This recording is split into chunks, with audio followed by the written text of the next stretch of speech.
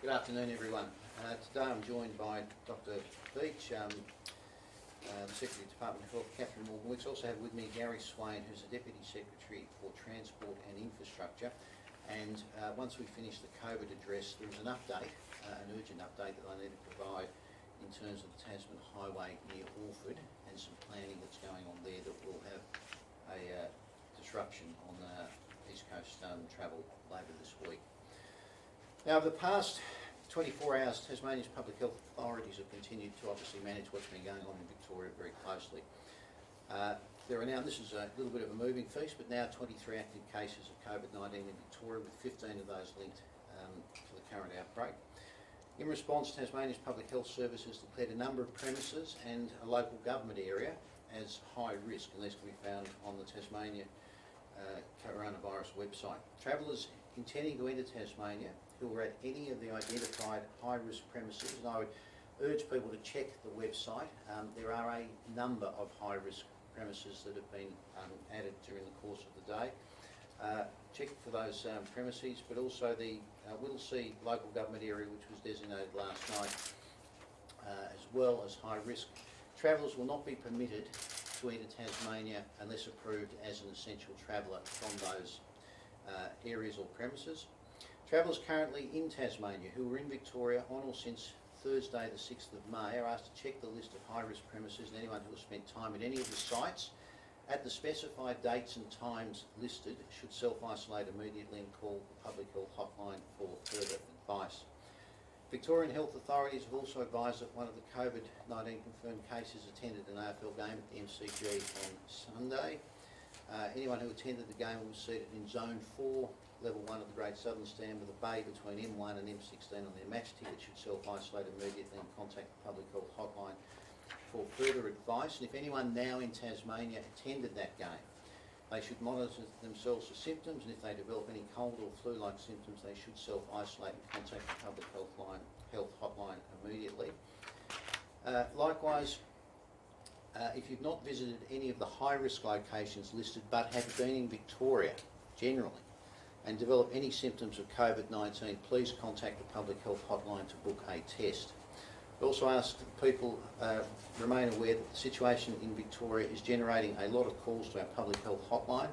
They have patients. There was a spike this morning, but wait times have returned to normal, and we have provided additional staff as well. They will, at the Public Health Hotline, provide the information that's required, book tests, vaccinations, as well as answer questions for what will obviously be a large number of people that may have travelled in or through Victoria in recent times.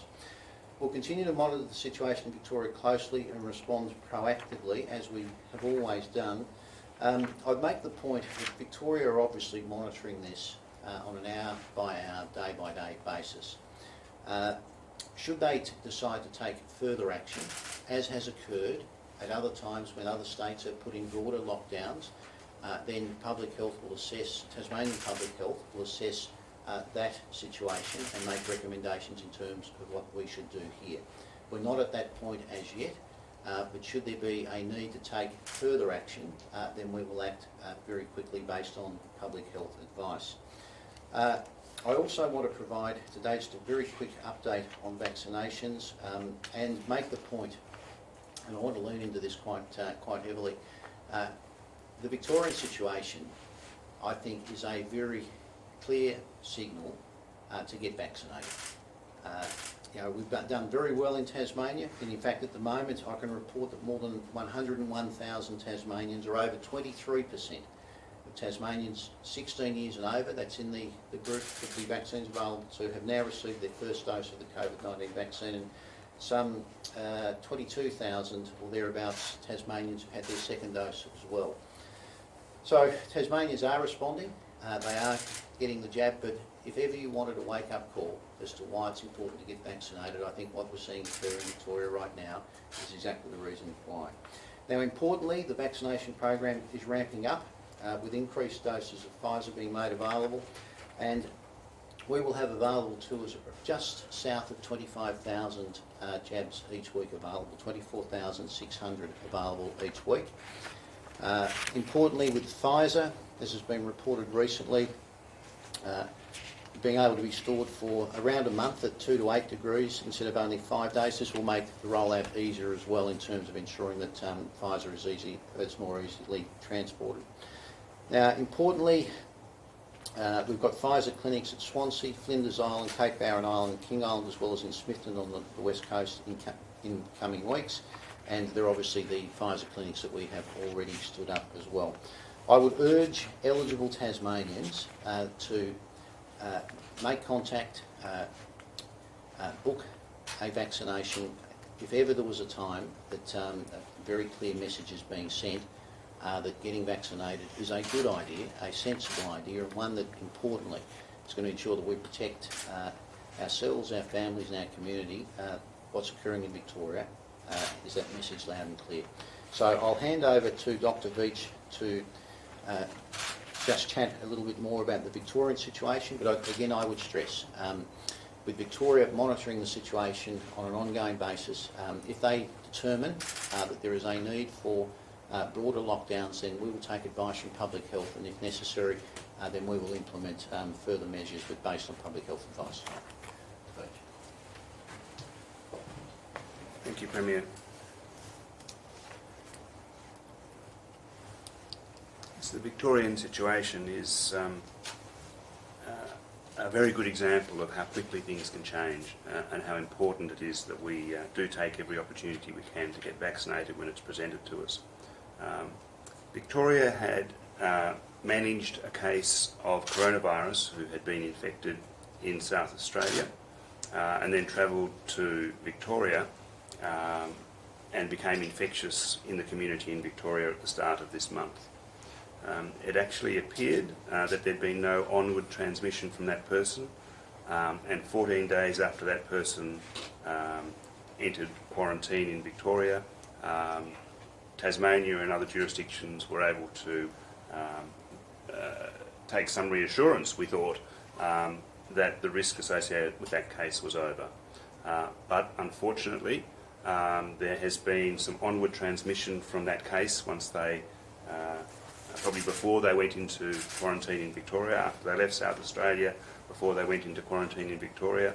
And the first evidence of that onward transmission appeared over the weekend. And that shows us that if there's cases of coronavirus in the community, you can have several chains of transmission, you can pose a risk to quite a large part of the population before it's apparent.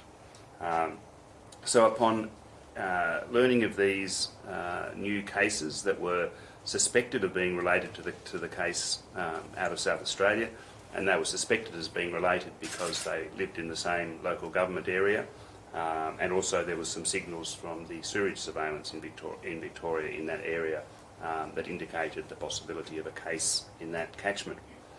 So once that was determined, Victoria sprang into action and initiated contact tracing around the latest case.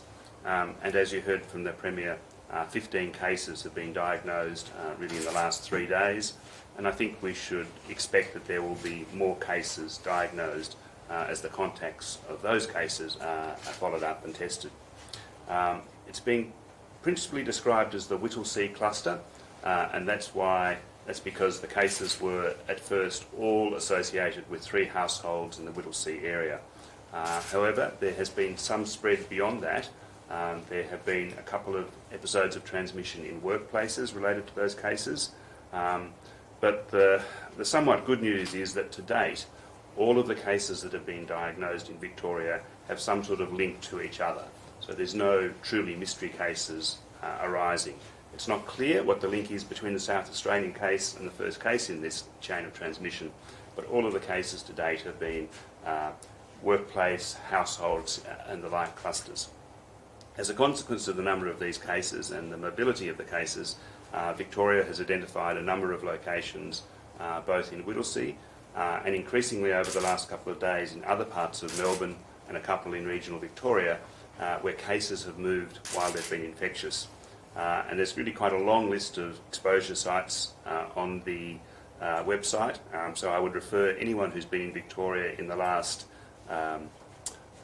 since the 6th of May to look at those at our website, which will list the Victorian sites of exposure. And if you have been to any of those sites, we're asking you to contact our public health hotline, and the people on the public health hotline will assess your risk and will arrange testing and provide advice to you on the need for quarantine.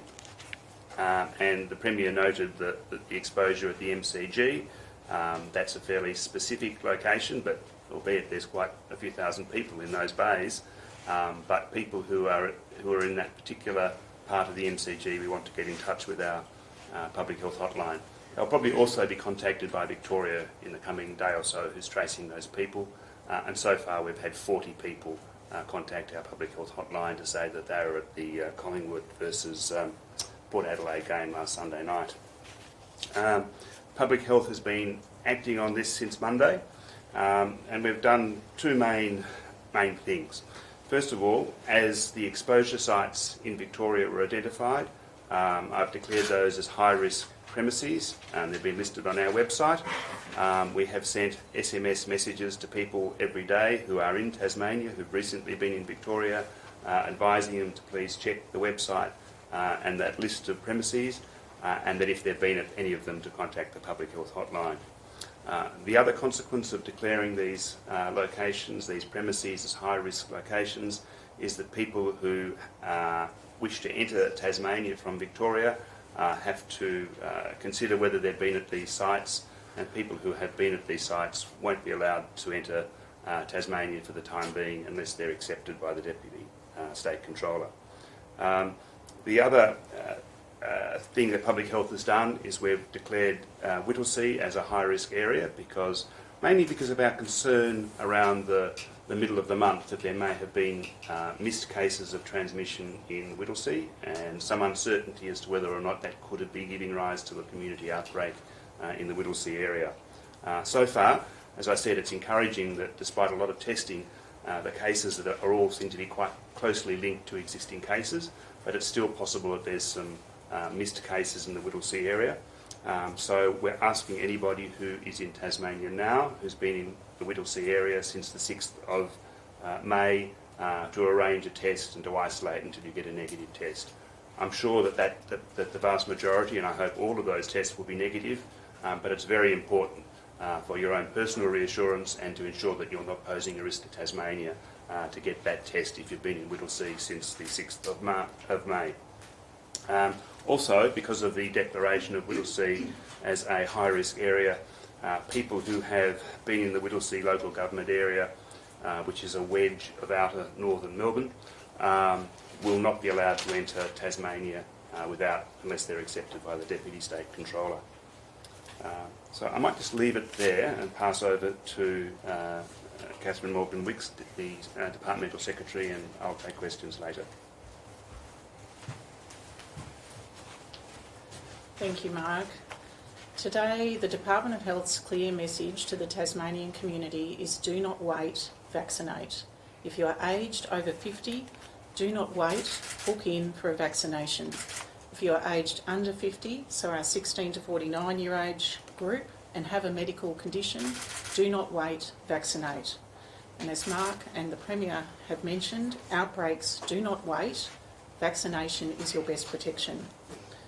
Now, as the Premier has said, we are currently in week 14 of the program, and over 23% of Tasmanians over 16 years of age have received at least their first vaccine dose. That is 101,900 Tasmanians. Over 122,000 doses overall have now been delivered in Tasmania.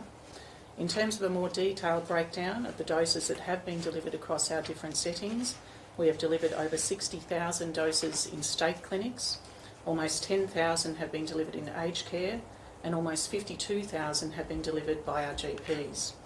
In terms of regional coverage across the state, almost 24% of those who live in the north of the state have received their first dose, almost 18% in the northwest, and over 20% in the south of the state have received their first dose. And our community clinics continue to open across the state. We are in King Island this week and are opening a clinic in Smithton next week. The community clinics that are currently accepting bookings for people aged 50 years and over are Huonville, Kingston, Rosny, Brighton, Devonport, Latrobe and Tribunna. A reminder to everyone that our clinics will move around over time. As one clinic closes after delivering the first dose, the clinic will move to another location in its community and then will come back to that first location to deliver the second dose 12 weeks later if it's an AstraZeneca, or 3 weeks later if it's a Pfizer clinic. Now, these clinics are in place for a limited amount of time, so I do encourage everyone to make a booking to avoid missing out when the clinic is in your area. The increased doses of the Pfizer vaccine and changes to storage requirements mean that we can take more of the vaccine into different areas of the state, as the Premier has noted. Again, in terms of emphasising who we want to come forward for vaccination, that is everyone who is 50 years and older, and if you are living with an underlying health condition such as cancer, heart, lung or liver disease, diabetes or a chronic inflammatory condition, or if you are living with a disability, you can make a booking now. People who are carers, paid and unpaid, are also currently eligible. So if this is you or someone you know, you can book online at www.coronavirus.tas.gov.au, or please call the Public Health Hotline on 1800 671 738 to make a booking. Finally, if you are eligible for a vaccine but you have concerns about your own personal circumstances, please do talk to your GP or treating health professional and have an informed discussion about the risks and benefits before you make a decision on vaccination. And I'd like to end by thanking everyone that is working tirelessly across our public health teams and across our state vaccination clinics and our GPs and primary care network. It's a whole of community effort to make sure that Tasmania is vaccinated. So I'll open up for vaccine questions. Are you happy with the number of vaccines that are being delivered per week, and has there been much hesitation from the community? So it's been really positive to see the biggest week in vaccination that we've experienced Australia-wide, but also in Tasmania last week, with over 18,000 or so vaccinations actually getting distributed. But it's reminders like what's happening in Victoria at the moment, that outbreaks are not going to wait in terms of vaccination. It's important to absolutely get vaccinated and to make that booking. There's been, in South Australia, they're changing the requirements for who can get the Pfizer vaccine. Do you think we'll ever get to a point where people younger than 50 could be getting vaccinated? So certainly for the Pfizer vaccine, which is recommended for our under 50s, in Tasmania we're already vaccinating our 16 to 49-year-old group, and we're also in our remote and rural areas. So for example, last week we were on Flinders Island and we opened up to the over 16 market, and certainly in King Island this week, if you are aged over 16, we'll have the Pfizer that's available to you for vaccination in our 16 to 49-year-old group, and AstraZeneca for over 50s. And what would you say is the minimum time frame between deciding you want to get the vaccine and actually getting the jab? So it can actually be done very quickly in terms of if you decide to make a booking today, we have bookings available. We have bookings available right across our state, and certainly we're aware of people that are booking, for example, in the south here for appointments at the end of the week, and we've got bookings running out for the next 6 weeks in our clinics. It's understood that that some of the people that have now contracted COVID-19 were eligible to be vaccinated, but for whatever reason didn't. Do you think that would change now what might be some complacency in the community to actually come forward and get their jab? Are you expecting a bit of a surge and a rush now that that's happened? So this morning, for example, at one point we had some 200 callers who were in the queue. 100 were sitting in our vaccination bookings queue, and about 100 asking questions about testing or calling up to book a test. So I think this morning we can already see the response to the Victorian situation, and it's just so critical that people are actually ringing up and making that booking. Any questions for Dr. Beach? I might just ask one, if that's all right. Is this outbreak a sign that contact tracing is still important in Tasmania? Yeah, I think I was actually meant to say that. I think that what this shows, it shows really three things. And the first thing actually is what Kath has just said, that we've absolutely got to get people vaccinated whenever they get an opportunity to take their part in the queue, get their vaccine, to just get it, please. because we've done well. We have 20-something% of the population having had at least one dose, but we're not going to have protection of the population from disease spreading in our closely mixing community until we get a far higher level of protection, more like 80% of the eligible population vaccinated. So we've got quite a long way to go. People need to take their opportunity and need to keep at it. So getting vaccinated is tremendously important, and that's what the Victorian experience is telling us. It tells us also that contact tracing is critically important. Most of the cases in Victoria have been people who have been identified as household family contacts, but there's also been a very large number of people exposed at public settings such as bars and nightclubs in Prahran, a number of retail places, and also in the MCG. And it's those sort of more public settings where the devices such as Check-in TAS or the equivalent in other states is tremendously important to help the more basic, straightforward contact tracing. You have these electronic techniques to also provide support and reach out to a larger number of people who are at risk. So, in a word, yes, contact tracing is going to be tremendously important, and until we've got enough of the population vaccinated that it's unlikely for disease to spread, we'll be contact tracing people around cases. It's understood the case in Melbourne is the Indian variant. Can you confirm that that is the case, and is that more cause of alarm? It has been made public that it is a strain that has been associated with people coming from India. We need to bear in mind the fact that India has the biggest outbreak at the moment, so it's not entirely surprising that the cases that crop up in various parts of the world have their origin in India. And it is an Indian strain. There's a couple of variations of that strain, one of which may have a greater propensity to spread, one possibly a lesser propensity to spread, or at least not an increased propensity to spread. So it is the Indian variant, but we know from the experience of other states that have managed similar strains, you can manage it if you put in place your contact tracing, sometimes some social restrictions and requirements for mask wearing and the like. So even these more transmissible strains can be contained with the measures that we have. And of the 40 people that contacted you to say that they were at that AFL game, do you know where they were? Were they in the zone where the infected person was? Are you able to give us The that? contact tracing team's working through that at the moment, so they will assess each of those people, and we'll also get some additional information from Victoria about that'll help us define the risks they're at. So sorry, I can't give you an answer to that, but they're working through it. Okay, we'll go to questions for the Premier. Great, thank you. Look, I'll before I touch on the state roads matter, are there any questions on what we just discussed? Yeah, in terms of, obviously Dark Mofo is only a few weeks away, a lot of those people are coming from Melbourne. At what point will you close borders to, the wider Melbourne areas? Well, look, obviously, as I've said, Melbourne are monitoring this on an hour-by-hour basis, day by day. We'll be informed by their public health officials, and obviously our public health officials are in touch with them daily.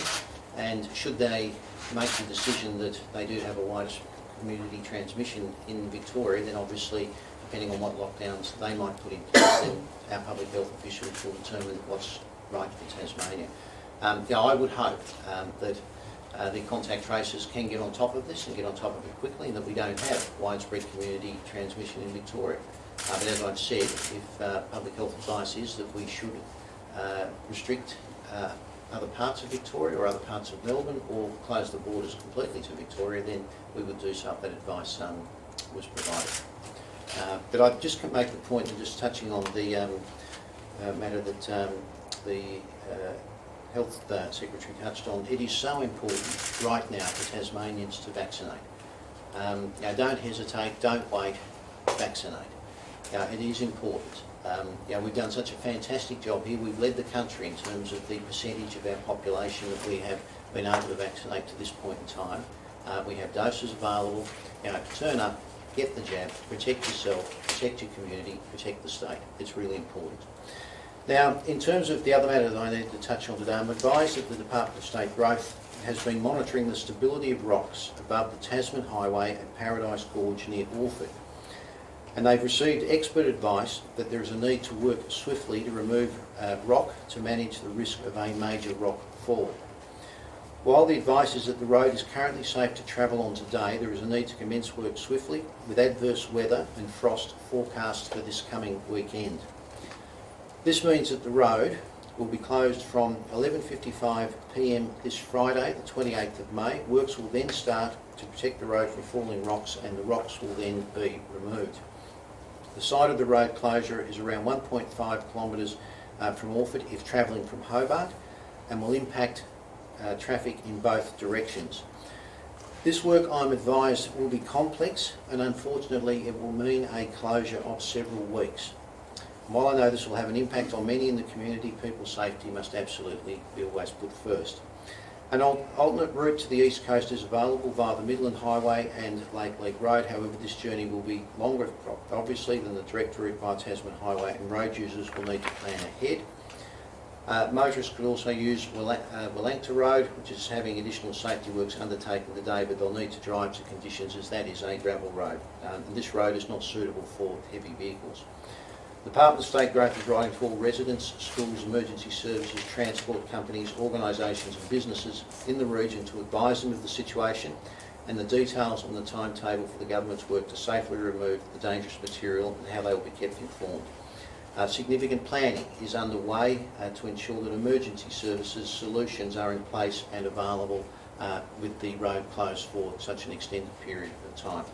Further information on the emergency works will be available on the Department's Transport website and keep the community informed as works progress. And I have Mr Swain here if there are any questions of detail in regards to that, but it will be a closure of the Tasman Highway south of Orford, and that will be for around 2 weeks beginning at 11:58 p.m. this Friday.